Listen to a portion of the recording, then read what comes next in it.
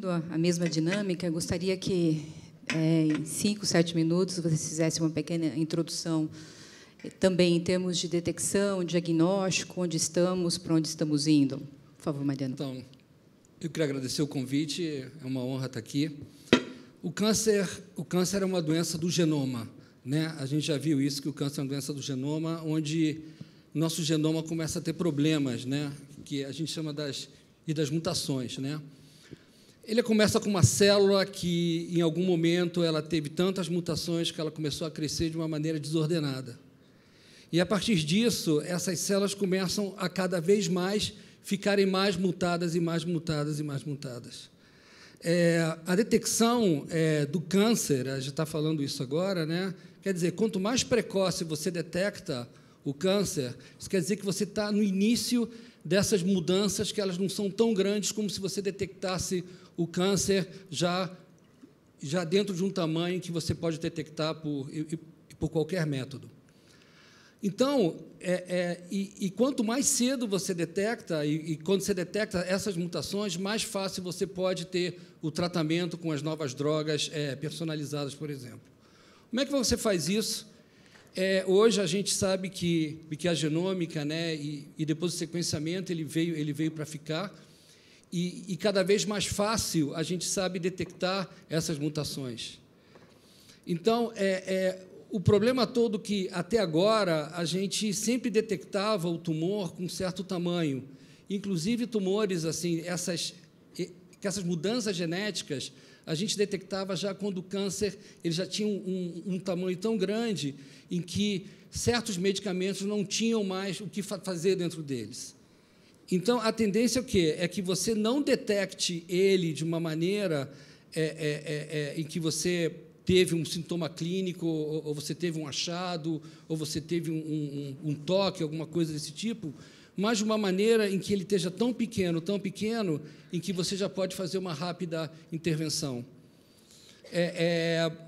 Aí veio, né, que as pessoas estão falando, a biópsia líquida, né? A biópsia líquida, na verdade, hoje em dia, ela tem essa pretensão, né, de que você faça o diagnóstico muito cedo, mas ainda a gente não tem, tecnicamente, coisas suficientes para que você detecte 1, 2, 3, 4, 5 células, um tamanhozinho tão pequeno que você nem pode detectar visualmente, né? E essa que é a ideia da biópsia líquida, que você detecte tão pequeno como você detectasse dentro de um laboratório um tumorzinho de um camundongo, né? Você pode tratar um camundongo dentro do laboratório e você cura ele. Você não cura o ser humano, às vezes, entendeu? Porque o tamanho é tão grande que as células já estão tão mudadas e transformadas, que o tamanho da célula de um camundongo é quase igual do tamanho da célula humana. Só que o tamanho é tão pequenininho que é fácil de você tratar. E essa que é toda essa ideia, né? Primeiro que o camundongo já é pequenininho. O tumor de um camundongo é menor ainda de qualquer outro tumor em relação ao homem. Então, à medida que essas células vão crescendo dentro desse tumor, elas não são uma única célula agora. Começa a haver populações diferentes dentro desse tumor, chamado é uma população geneticamente heterogênea, em que você tem populações que podem responder a um tipo de medicamento, outras populações que não podem ter esse tipo de medicamento, e você não sabe direito, à medida que cresce, essas populações vão aumentando e também se transformando em outras células, e você tem que seguir o que está acontecendo com esse tumor. Ele não é o primeiro diagnóstico, não vai ser o último diagnóstico igual. Então, essa ideia da biópsia líquida hoje em dia é que você exatamente siga o que está acontecendo com o tumor durante os meses de tratamento, durante os anos de tratamento. Ele ainda existe, ele ainda não existe, geneticamente ele está se transformando, ele não está se transformando. E a primeira ideia hoje, a gente está trabalhando com essa parte de biópsia líquida, é justamente para ver quando você falha um tratamento e se geneticamente aparecem outras populações dentro do teu tumor que digam, não, essa célula, esse tumor agora, ele não mais vai responder esse tipo de tratamento, porque geneticamente ele mudou. E você fazer biópsias é uma coisa que é impossível hoje em dia, entendeu? Primeiro que é intervenção, o valor. Então, a biópsia líquida é o quê? É simplesmente o tumor, ele chega e ele libera o DNA dele no sangue. Tá? Por quê? Porque as células crescem, morrem, apoptose ou necrose, né? Elas chegam e liberam esse DNAzinho no sangue o tempo inteiro. Não somente DNA, mas vesículas, RNA, muitas coisas do tumor são liberadas dentro do sangue. As tecnologias, primeiramente, começaram a detectar o DNA do sangue, mas agora a gente já está detectando o quê? RNA do sangue para ver outras coisas que estão acontecendo. Então, você vai ter não somente uma visão, porque quando você faz o corte histopatológico, né, é aquela região, é como se fosse um corte daquele lugar do tumor. Então, você não sabe o que tem em cima, você não sabe o que tem embaixo, se uma população em cima ela tem geneticamente diferente da população de baixo, mas quando você fala de biópsia líquida, é todo o tumor liberando esse DNA no sangue e você tem uma ideia geral do que está acontecendo no teu tumor e a partir daí você sabe, não, esse tumor agora que estava com a mutação X, agora está com a mutação Y e ele está se transformando. Ou você faz uma cirurgia e um tratamento, antes você tinha uma quantidade X desse tumor e agora você não tem mais. Aí eu posso seguir assim, não tem, até o momento que pode aparecer ou não. Ou, se não, se aparece outro tipo de tumor, outro tipo de mutação. Então, a detecção é que está realmente fazendo essa evolução para que você detecte o mais rápido possível, com o menor tamanho possível, com menos mutações possíveis, para que você tenha um tumor simples. Porque quanto passa mais tempo, mais complexo, mais diferente ele fica. Obrigada, doutor Arthur. Antes de mais nada, muito obrigado pelo convite, é um prazer estar aqui com vocês, sobretudo para discutir um tema tão complexo quanto detecção precoce. Uma coisa que me chamou muita atenção no slide que a doutora Silvia mostrou sobre em que medida são adotados ou não critérios de tratamento já bem conhecidos, estabelecidos, ou guidelines, ou padronizações, e o quanto isso afeta o resultado final de um tratamento. Ou seja, existem padronizações, essas padronizações não se estabelecem por acaso, e não aderir a essas padronizações podem levar a resultados inferiores. O mesmo se aplica à detecção precoce. Existem algumas padronizações internacionais que definem quem, quando e como devem ser submetidos a alguma detecção precoce, e algumas doenças são passíveis de detecção precoce, outras não são. Existem algumas falácias, e o grande problema é falar em detecção precoce do câncer. Câncer não é uma doença, mas sim um conjunto de centenas de doenças. Infelizmente, não há detecção precoce possível para uma série de tumores. Tumor de pâncreas, tumores cerebrais, linfomas, leucemias. Não há como detectar essas doenças precocemente. Nós não temos o instrumento. Por outro lado, em algumas outras doenças, o instrumento existe. Próstata, cólon, mama e assim por diante. Entretanto, a detecção precoce pressupõe que todo tumor detectado precocemente possa ser curado. Isso não é verdade. E, segundo, pressupõe-se que todo tumor detectado precocemente é potencialmente letal, o que também não é verdade. Ou seja, há tumores que talvez a gente não precise detectar precocemente. O melhor exemplo disso é tumor de tireoide, e a gente já volta a isso. O outro ponto importante é que a gente pressupõe que, uma vez detectado precocemente, e que os nossos testes são bons o suficiente, o que também não é verdade, nós pressupomos que o tratamento é simples, seguro, infalível e que não traz nem morbidade, nem mortalidade, o que também não é verdade.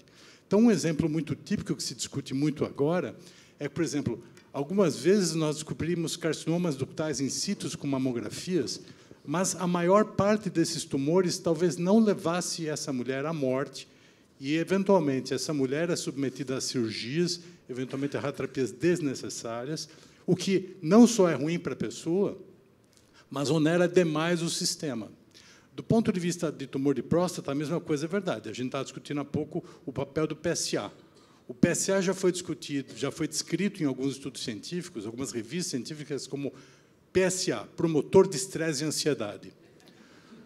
Porque, durante muito tempo, se imaginou que, se a gente pudesse detectar precocemente tumores de próstata com base no emprego do PSA, nós estaríamos salvando vidas. Isso não se mostrou verdadeiro.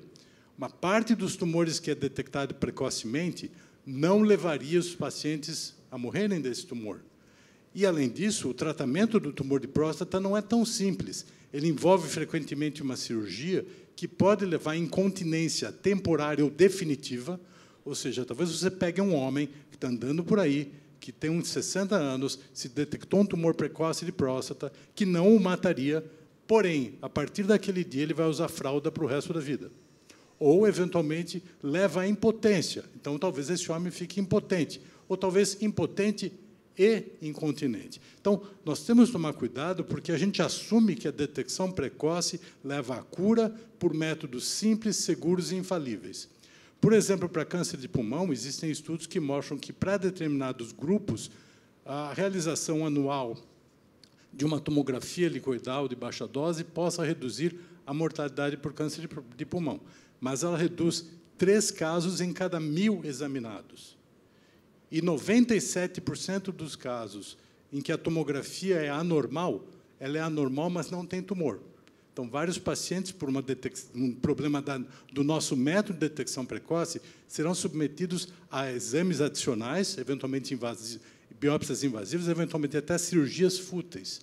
Então, nós temos que tomar muito cuidado. No Brasil, nós vivemos uma epidemia de detecção precoce de tumor de tireoide. Eu desafio as moças da plateia gostaria de saber quantas de vocês já foram submetidas a uma ultrassom de tireoide. Vocês podem levantar a mão? Bom, vocês estão vendo um número enorme de mulheres. Não há o menor sentido em buscar detecção precoce de tumor de tireoide. A maior parte dos tumores de tireoide é muito indolente, pode ser descoberta a qualquer momento, pode ser descoberta quando é palpável, e, aliás, essa é a indicação de fazer ultrassom de tireoide, esclarecer a natureza de um nódulo palpável.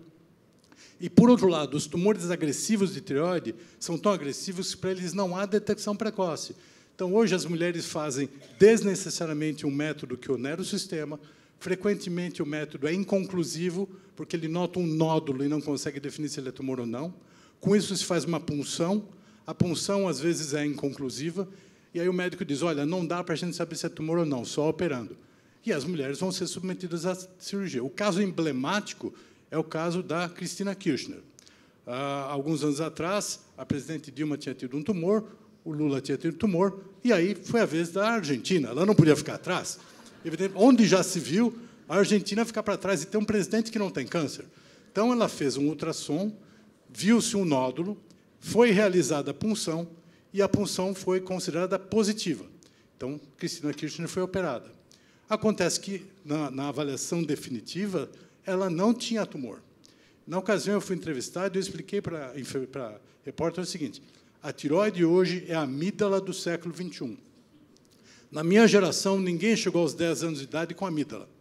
Hoje, nenhuma mulher vai chegar à idade madura, ou nenhuma mulher vai morrer com a tireoide, porque elas todas serão submetidas a ultrassom e cirurgias necessárias. Então, sim, detecção precoce de algumas neoplasias é importante, mas não de todas. Há estudos que mostram que o número de tumores de tireoide detectado jamais foi tão grande, mas a mortalidade por câncer de tireoide, que é baixíssima, não se alterou. Portanto, cuidado, nem sempre a detecção precoce é uma ferramenta positiva. Então, há necessidade de se tomar muito cuidado e individualizar caso a caso, não só paciente a paciente, mas tumor a tumor. Obrigado. Andréia, por favor. Bom dia. Gostaria de agradecer a oportunidade de parabenizar pelo evento. Acho muito importante a gente discutir o câncer sempre, né? A segunda causa de morte. Como já foi dito, isso vem crescendo em incidência, talvez até por a gente fazer mais diagnóstico hoje em dia. Fazendo um contraponto ao que o doutor Arthur disse, acho que é importante a gente pontuar aqui que o diagnóstico precoce, né, o estadiamento precoce do câncer, talvez seja o principal fator prognóstico de todas as neoplasias. Então, eu descubro um câncer pequenininho, eu tenho maior chance de cura se eu descobrir um tumor maior, o que a gente chama de doença localmente avançada ou de doença metastática, né, lesões à distância. Então, este é um conceito importante. O paciente habitualmente pergunta, então a senhora está me dizendo que eu tive um câncer de mama invasor, mas media menos que 1 centímetro, que tinha receptor hormonal positivo, a senhora não está me indicando nem quimioterapia. Isso é certeza absoluta. Eu fiz o diagnóstico precoce, eu fiz o meu dever de casa, fiz a minha mamografia regular, fui ao mastologista quando apareceu alguma alteração, fui operada, a senhora acha que não tem que fazer quimioterapia, está me dando aqui um comprimido, vou fazer a radioterapia, quer dizer que esse tumor nunca vai voltar? Também não é certeza absoluta. O paciente sempre quer o 100%. Né? A gente trabalha para a certeza, para o 100%, mas medicina não é uma ciência exata.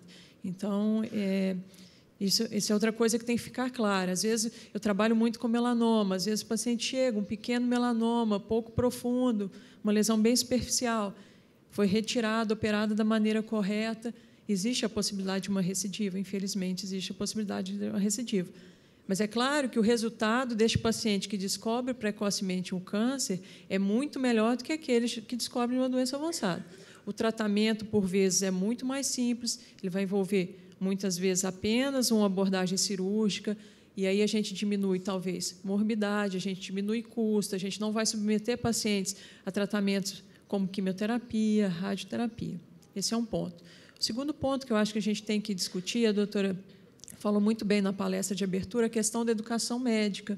Né? Em pediatria, ela diz que eles têm um treinamento super curto, né, em pediatria oncológica, e eu acho que as faculdades de medicina também têm uma carga horária de treinamento em oncologia muito menor do que deveria ser. Né? E isso, eu vejo o reflexo direto no meu dia a dia. Eu sou médica do Instituto Nacional do Câncer, então eu trabalho para o Ministério da Saúde há 11 anos. E não é uma vez ou outra, por várias vezes eu recebo pacientes, doutora, mas eu fui ao médico, eu apontei, eu disse, eu mudei de médico, eu fui no outro posto, tinha alguma coisa diferente e aquilo ali não foi valorizado, não foi avaliado da maneira adequada. Né? Esse é uma outra discussão, eu acho que muito importante que a gente tem que ter. E uma provocação que eu gostaria de fazer para as discussões aqui, a gente tem trabalhado muito com os nossos números de registro hospitalar de câncer, que hoje em dia engloba resultados de mais ou menos 310 hospitais do Brasil que são responsáveis por tratamento de câncer ou, de alguma maneira, tratam câncer, e que, para muitas neoplasias, a gente vê que a maior parte das pacientes ainda chega ao sistema de saúde com estadio avançado. Câncer de colo de útero, por exemplo, a Organização Mundial de Saúde diz que se a gente faz o rastreamento adequado em 80% das mulheres que têm indicação de rastrear, a gente tem um reflexo na redução do câncer de colo de útero em torno de 80% a 90%. E o que a gente vê no Brasil? A gente vê que no Brasil as mulheres que chegam para tratar nesses centros do registro hospitalar de câncer, em torno de 75% delas tem doença localmente avançada ou doença metastática. Ou seja, a gente talvez esteja pecando, principalmente no sistema público de saúde, no nosso rastreamento mais adequado, na educação não só médica, a educação da própria população, quando procurar, quando rastrear, quando ir atrás dos seus direitos. É essa provocação que eu gostaria de fazer. Já começaram a chegar perguntas da biópsia líquida. Então, assim, primeiro, para explicar melhor o que é, como faz, como é que detecta, e uma outra que vai correr o risco de vocês começarem a receber pacientes pedindo biópsia líquida. O que pode ser oferecido ao paciente de efetivo hoje e se vai substituir protocolos vigentes? E seguindo o que o doutor Arthur falou, realmente, assim, a biópsia líquida não é a solução para o diagnóstico de câncer. Agora, nesse momento, ainda a gente está muito longe para ir para a solução disso. A biópsia líquida é o seguinte, de novo, eu vou falar rapidamente. O tumor, à medida que ele cresce, o tumor fica vascularizado e ele começa a colocar pedaços da célula e DNA que entram na circulação.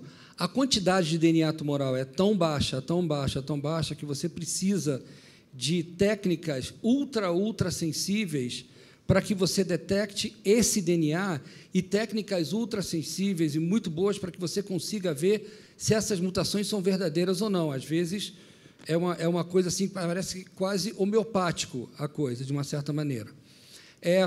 Por isso mesmo que a tendência é que as técnicas cada vez mais sejam ultrassensíveis para que você detecte o DNA.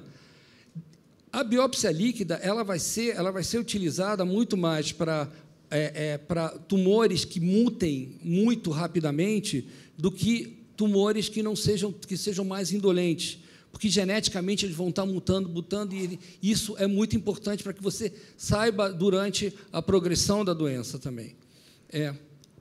Fala. Perdão, pode continuar. Não, você quer falar? Você quer? Não, eu imaginei que você teria terminado, desculpe. Não. Então, hoje a gente usa a biópsia líquida, assim, bem aprovada pelo FDA, para que você detecte em câncer de pulmão uma determinada mutação que você possa intervir.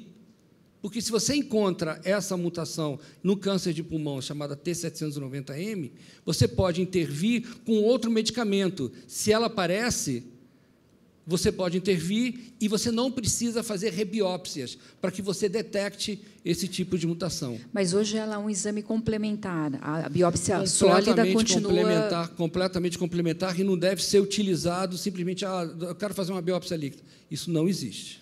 A biópsia líquida não é uma ferramenta de detecção precoce.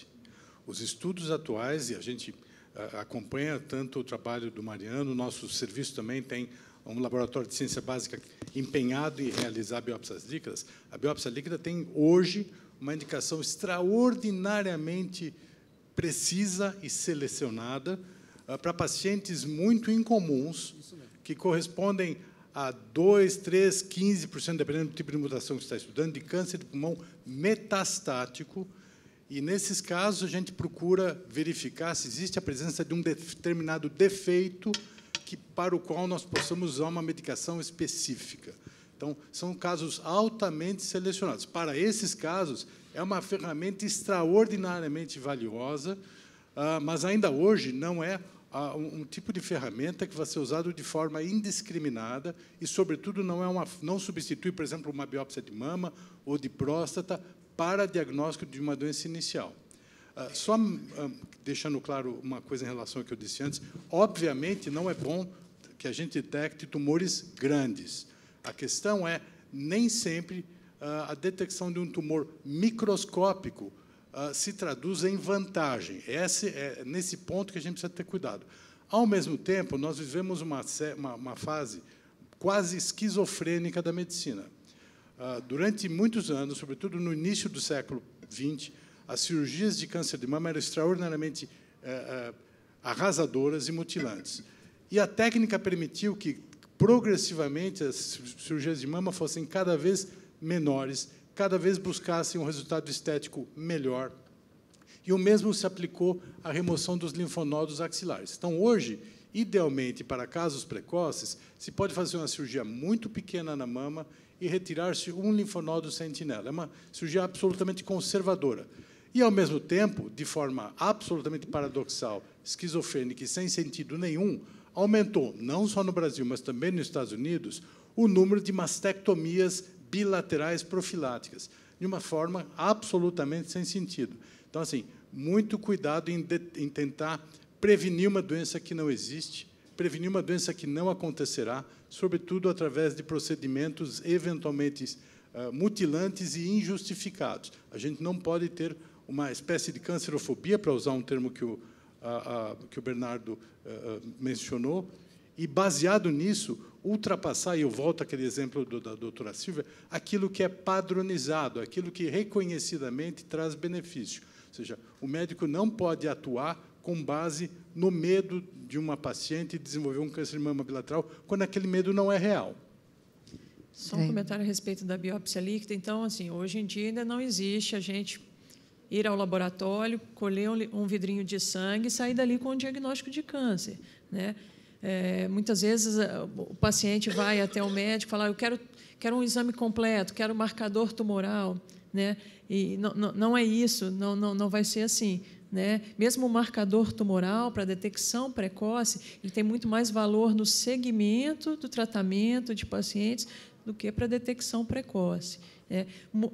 Claro, a biópsia líquida está em estudo, para muitos tumores iniciais, inclusive, você não consegue, por vezes, detectar o DNA tumoral no sangue dos pacientes. Então, há de se ter muito cuidado para não haver essa confusão. Biópsia líquida, assim, como já foi dito, tem hoje já uma indicação específica.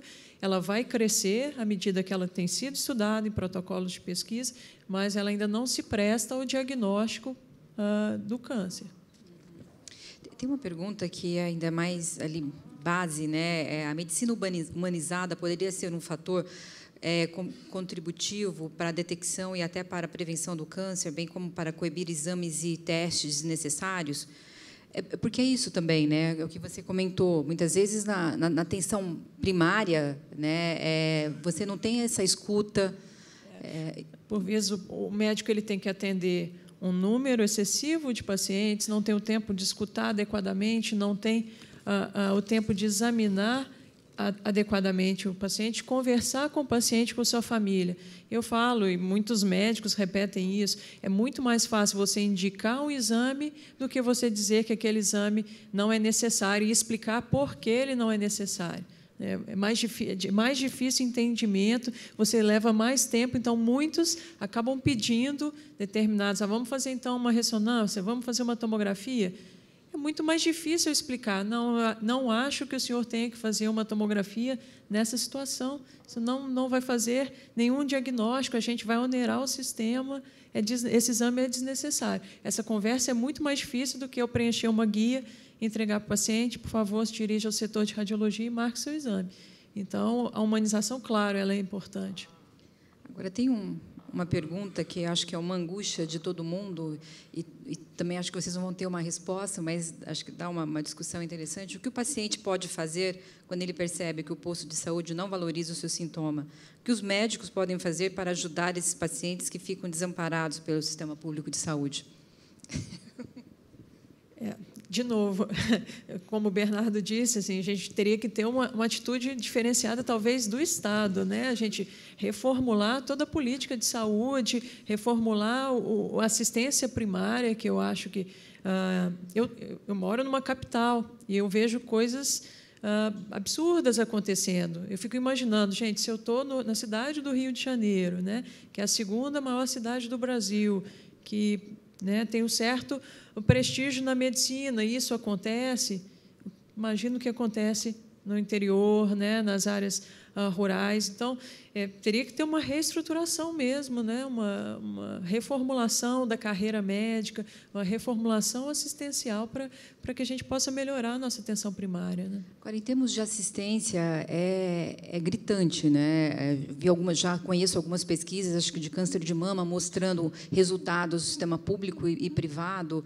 Arthur, você pode falar alguma coisa sobre isso? Eu acho que o que existe é o seguinte: o bom gestor precisa saber fazer conta.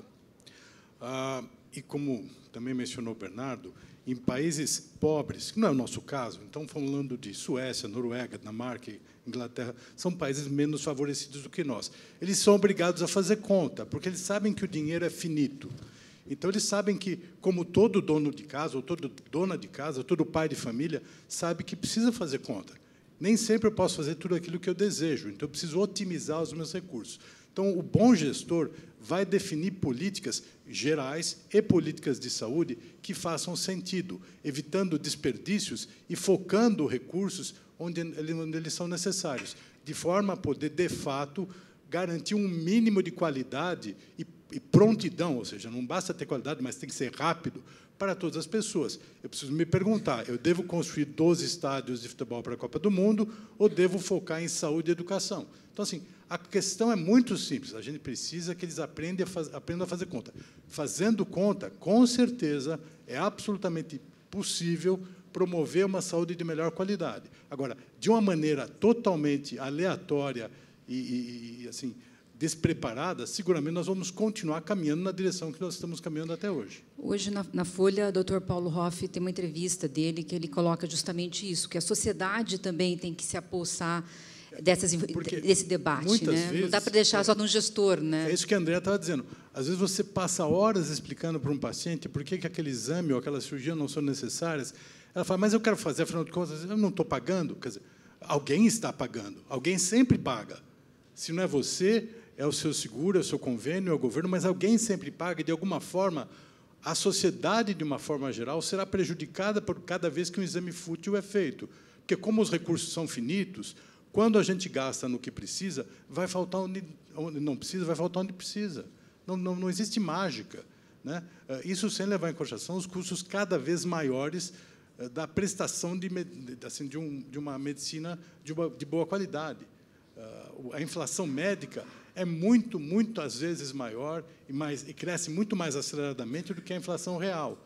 Então, esse é um outro problema que gera um descompasso cada vez maior entre o que a gente gostaria de fazer e o que a gente pode fazer. Mariano.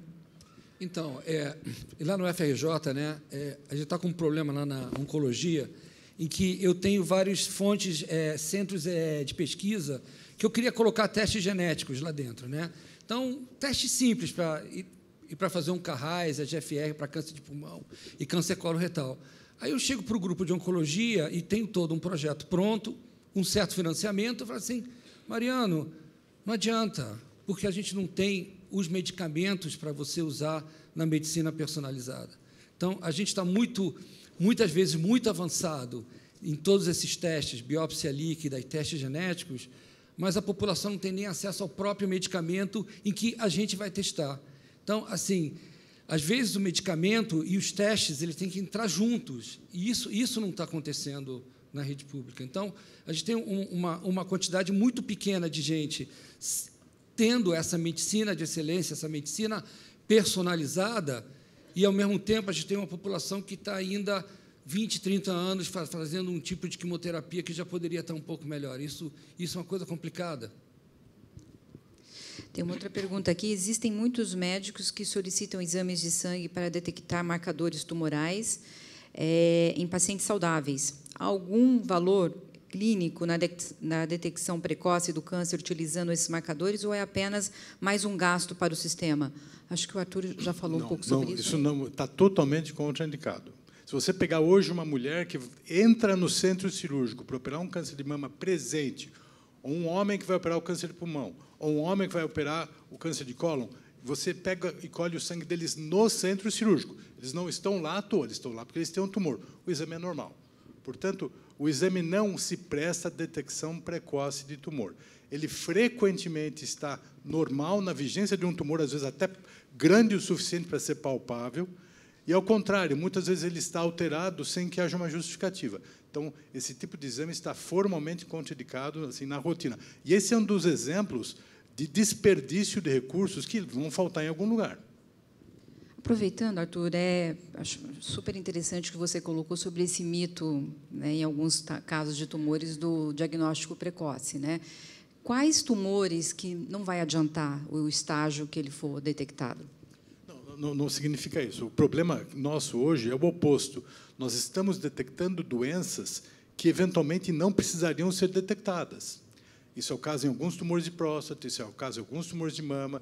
Não, mas a gente nunca vai saber antecipadamente, ou já tem marcadores tumorais que poderiam... Não há marcadores tumorais. O que se está questionando é a melhor definição dessas políticas ou desses guidelines para a melhor seleção de pacientes que devem ou não ser submetidos a esse tipo de exame. Por exemplo, em tireoide, a resposta é ninguém. Ou seja, ninguém que não tenha um tumor palpável deve ser submetido eletivamente a um ultrassom só porque não faz há 1 ano, só porque não faz há 2 anos. Em próstata, o PSA, como a gente está discutindo agora há pouco, está deixando cada vez mais de ser usado. Mais uma vez, um estudo da Bélgica, discutindo isso alguns anos atrás, disse: nós usamos única e exclusivamente o toque retal como método de detecção. Ele tem um melhor valor preditivo positivo, e se a gente for fazer PSA para todo mundo, além da gente onerar o sistema e, eventualmente, ficar sem dinheiro para depois tratar os tumores detectados, nós vamos submeter homens a biópsias desnecessárias e cirurgias desnecessárias. Então, nós temos que tomar muito cuidado, e todas essas questões têm que ser avaliadas através de estudos prospectivos que definam melhor em quais situações esse tipo de exame deve ser feito. Hoje está se discutindo muito a mamografia, exatamente porque os tumores in situ talvez não mereçam ser detectados precocemente, Por outro lado, os tumores mais agressivos de mama são chamados de tumor de intervalo. Intervalo porque eles surgem entre duas mamografias. Eles são tão agressivos que você pode ter uma mamografia normal em janeiro e um tumor do tamanho de uma laranja em julho. Ele surgiu do nada. Então, para esse tipo de tumor, que a gente gostaria de detectar precocemente, não há uma maneira eficaz de detecção precoce. Por outro lado, eu detecto vários que eu não precisaria conhecer. Então, é nesse tipo de equilíbrio que reside toda a metodologia de detecção precoce. E, mais uma vez, para isso, os médicos precisam aderir de maneira absolutamente rígida às padronizações internacionais, porque, embora elas não sejam perfeitas, elas existem por algum motivo. Elas são baseadas em evidência, e toda vez que a gente se desvia de uma padronização, é provável que a gente esteja cometendo ou algum exagero ou alguma omissão. Quando a gente pensa, você que consegue viver esses dois mundos, da medicina privada e da pública, que tamanho que está esse abismo hoje entre uma e outra? Bom, para algumas neoplasias é profundíssima, né? A ponto de me fazer questionar várias vezes continuar a prática médica dessa maneira. Porque de manhã você está no serviço público e você tem disponível uma quimioterapia que você utilizava na década de 80 para tratar melanoma, por exemplo. À tarde, à noite, vou para o consultório, recebo um paciente com o mesmo melanoma metastático, e aí eu pesquiso se ele tem a mutação X ou Y, e aí eu tenho a possibilidade de oferecer uma imunoterapia, tenho a possibilidade de oferecer uma terapia-alvo, e aquela quimioterapia que eu uso no serviço público, ela, não vou dizer que eu não use mais no consultório, mas talvez seja a última opção, quando eu já fiz todas as outras mais modernas e que têm resultados espetaculares. Por alguma razão, é claro, não é 100% dos pacientes que respondem, a gente está longe disso, grande parte responde. Os que não respondem, a gente acaba utilizando uma linha bem mais avançada. Então, isso é extremamente angustiante, né? Acho que a participação da população como um todo é importante. A Conitec sempre disponibiliza as consultas públicas para a incorporação de novas tecnologias. Qualquer pessoa pode entrar e preencher e falar a favor ou contra de uma nova incorporação de tecnologia.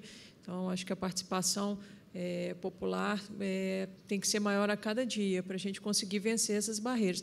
É claro que a questão do custo, né, ela é uma questão que é discutida, como já disse aqui, não é só em país pobre que não tem dinheiro, isso é discutido nos países mais desenvolvidos, a gente discute custo, e os custos do tratamento oncológico são cada vez maiores, né? Principalmente nessas situações que a gente tem a doença avançada. Então, de novo, discutir diagnóstico precoce é muito interessante nesse cenário, que é uma forma também de diminuir o custo da oncologia, né? Você quer comentar alguma coisa, Mariano? Olha, tem uma pergunta aqui sobre câncer encapsulado de próstata e quando se transforma em não encapsulado, a pessoa não terminou, mas eu imagino que seja, enfim, igual o risco dele, todos vão sair fora da cápsula? Na realidade, não existe tumor encapsulado. O que existe são algumas lesões chamadas de PIN, que seriam equivalentes ao carcinoma ductal em si da mama, são neoplasias muito iniciais e que ainda não saíram do ducto, não ganharam acesso, digamos assim, ao tecido que envolve o ducto. A maior parte dos homens opta por seguir essas lesões.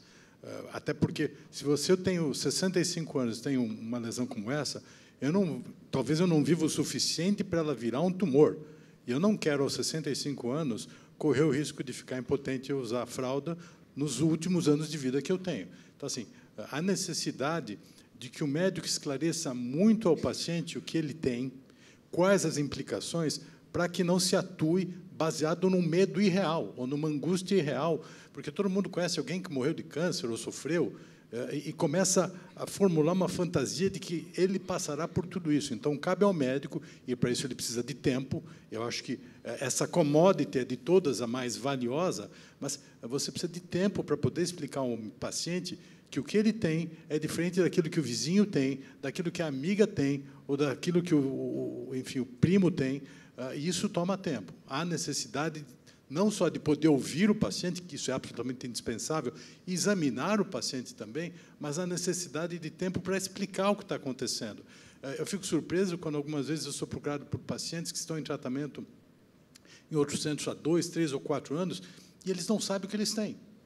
Eles nunca... Assim, e eles formulam perguntas absolutamente legítimas, mas que teriam sido legítimas 3 ou 4 anos atrás. Não que a gente não possa responder hoje, mas eu fico surpreso de ver como, até hoje, isso... Imagina, você está aos 44 do segundo tempo e ninguém te explicou a lei do impedimento. Você está jogando e não sabe como funcionam as regras do jogo. Então, assim, isso é uma coisa que me assusta um pouco. Tem situações piores, que você vai examinar o paciente, né, que já está em tratamento há 2, 3 anos em outros serviços, você começa a examinar, o paciente fala, meu doutor nunca fez isso comigo, nunca me examinou. Então, de novo, eu acho que tempo, educação médica continuada, isso tudo são coisas que a gente tem que refletir a respeito. E educação, né, para o paciente também se empoderar, né, desses conhecimentos, né?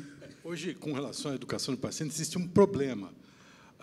Outro dia saiu uma charge dizendo o seguinte: o paciente chega no médico e fala, doutor, eu já sei tudo que eu tenho, eu já vi tudo no Google, eu vim aqui só para uma segunda opinião.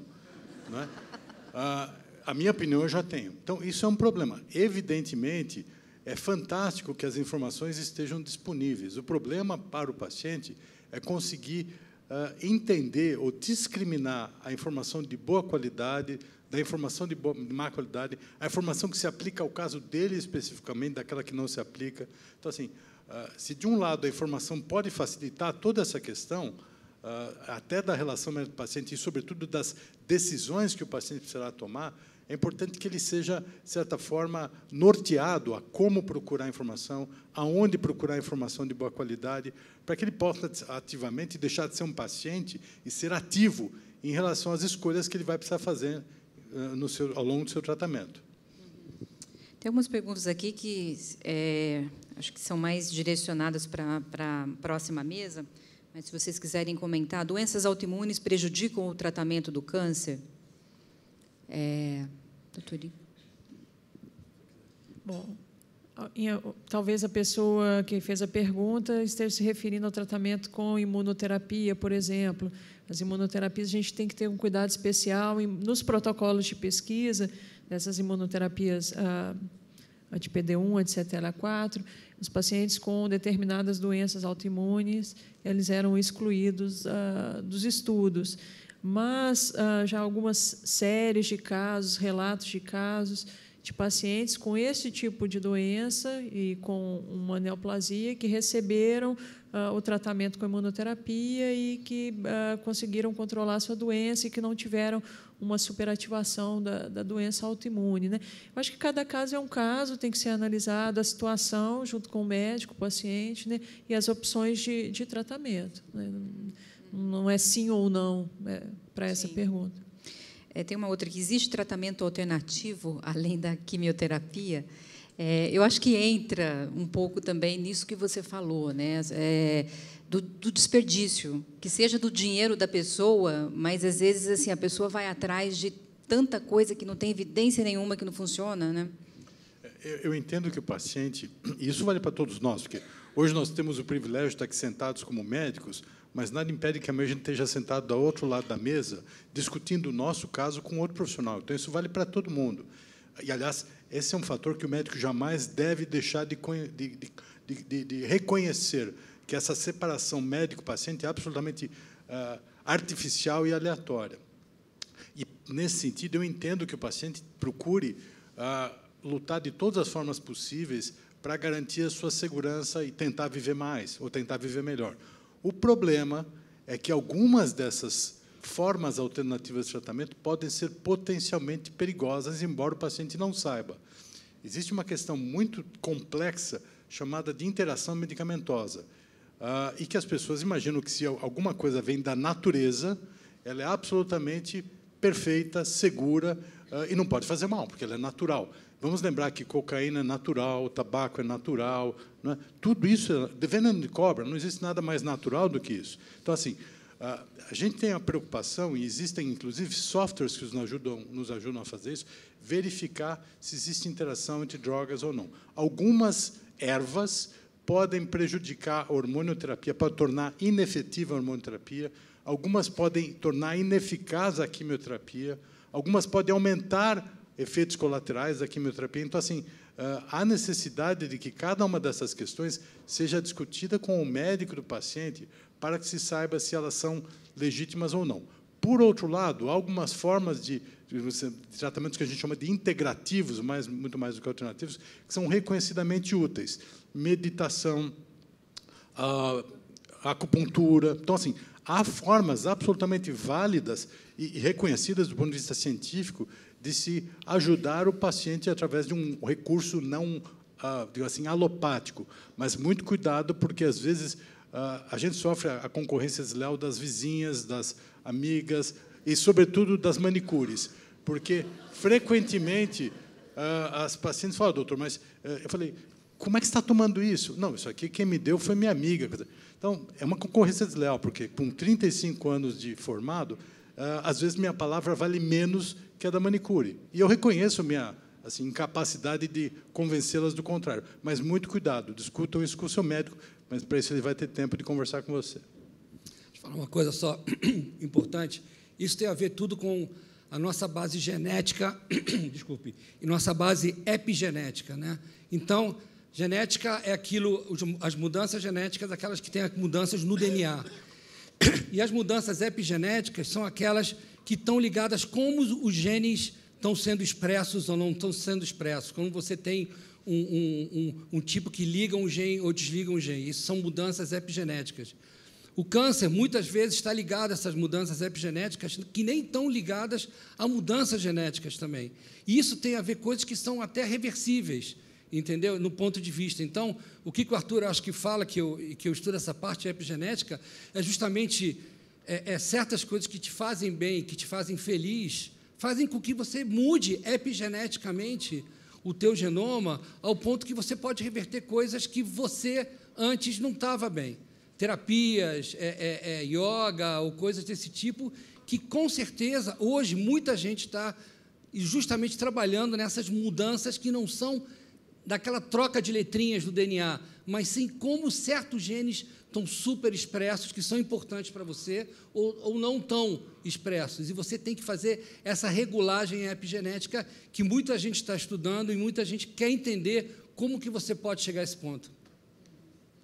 Eu acho que essa ânsia ficou muito bem expressa na questão da fósforo, né? O tamanho que criou isso no país, né? O volume de recursos, que a gente não sabe ainda quanto já foi investido, né? Para uma situação de uma droga que não tem ainda evidência científica nenhuma que funcione. As pessoas estão buscando, né? Essa questão de buscar a cura do câncer. Mas eu acho que a população tem que entender que existe todo o investimento em saber como é que é um mecanismo de ação de uma molécula, que a gente chama de um produto investigacional, de uma droga candidata, né? Tem toda uma fase pré-clínica a ser seguida, com a recomendação do FDA, do EMA, das agências regulatórias mais importantes do mundo, uma fase clínica, e que não é pegar uma molécula que alguém usou e que acha que porque o vizinho teve uma determinada melhora. Não é assim que funciona. Né? Não é assim que se faz ciência, não é assim que se descobre, não é assim que a gente vai melhorar o resultado no tratamento do câncer. Né? E, de novo, a gente está colocando força, dinheiro, empenho numa coisa que todo mundo da comunidade científica tinha certeza que seria negativa, né? Assim, e que passou uma imagem muito ruim da ciência brasileira para fora, né? Assim como as drogas, né, as moléculas, as novas drogas, os testes seguem o mesmo caminho. Então, assim, a biópsia líquida está seguindo o mesmo caminho. Elas são aprovadas. E elas são aprovadas mediante todos esses estudos. Então, não é só uma droga, mas sim os testes também. Aproveitando, além da biópsia líquida, tem alguma outra coisa promissora em termos de detecção? Bom, O que a gente está estudando, assim, a biópsia líquida, a gente está na pontinha do iceberg, para que ela vai ser usada. Então, simplesmente você, hoje, que está aprovado para que você estude um único gene, está sendo vários estudos para que você consiga, da mesma maneira que você analisa o bloco de parafina, que é o tumor sólido ali, onde você tem muita quantidade de DNA, a tendência é que a gente comece a estudar a biópsia líquida, estudando muitos genes ligados a isso. Não somente isso, eu tive há pouco tempo lá nos Estados Unidos, num congresso, eles já sabem, porque a gente conhece biópsia líquida há muitos e muitos anos, né? Então, a gente tem estudos em laboratório, acho que o próprio laboratório lá do Arthur também já vem estudando biópsia líquida a nível de pesquisa básica, e sabe-se que você pode detectar muitos genes, não somente um gene, mas muitas mutações e muitos. O problema é o que você faz com isso, né? Mas aos pouquinhos a gente está começando a entender que você pode também fazer esses painéis gênicos que você tem no tumor sólido para passar para a biópsia líquida. O problema todo é a detecção e para que você vai utilizar isso. Se você tem novas drogas, entendeu? Então você pode utilizar, além dessa droga, outras drogas. Então você tem as drogas e você vai estudar os genes, não 50 milhões de genes para 2, 3 drogas que você vai utilizar. O que eu faço se eu tenho mutação para as outras coisas? Então, o estudo, a bancada está indo muito rápido.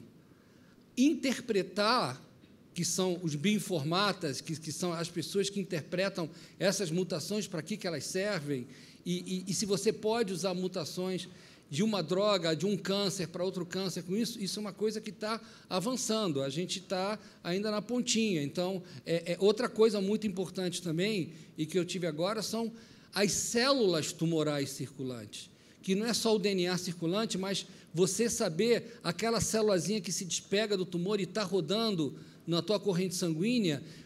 Hoje a gente já tem uma máquina nova que você consegue purificar elas numa quantidade muito grande e você estudar como está circulando essas células tumorais no teu corpo. Elas são metastáticas, elas têm uma coisa X, mas ainda muito em pesquisa. Mas isso vai ser muito importante para a gente entender como epigeneticamente essas células estão se comportando. Elas vão responder aos medicamentos ou não? Elas são células que vão dar uma metástase ou não células que não vão dar uma metástase?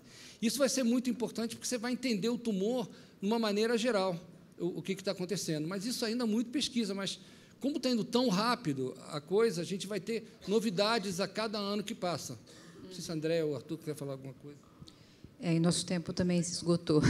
Muito obrigada, senhores. Vamos ter um intervalo agora, coffee break.